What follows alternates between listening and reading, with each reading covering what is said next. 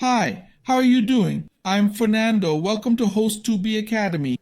Today I'll show you how to change the footer color in Shopify. First, access the Shopify dashboard. On the left, click the online store button. The themes page opens. Find your theme, click the three-dot button. A menu appears. Click edit code. The theme files page opens. In the filter, search for base.css. You'll see a file named base.css. Click it to open the store's style script. This contains all our store's appearance code. We'll scroll to the bottom of this script. Just go all the way down. At the last line, which is blank, hit enter to add a new line. Next, we'll visit host2b.net. The link's in the description and it has the code we'll use in this video. Simply click the button to copy the code. After copying, go back to Shopify and paste it in the blank line we left. Once pasted, you'll see two lines to change the footer color. The first line changes the footer background. The second changes the footer text color. In the first line, you'll change the color code. The code starts with a hashtag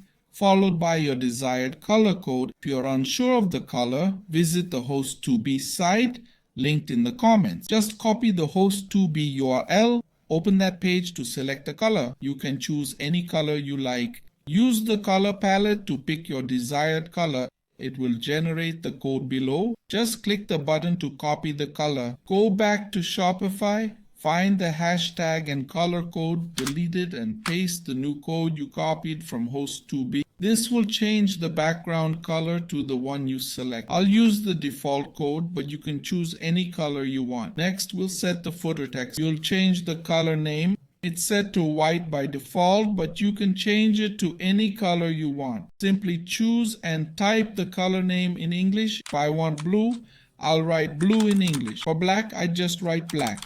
Enter any color name you want as long as it's in English. I'll leave it as white, the default setting.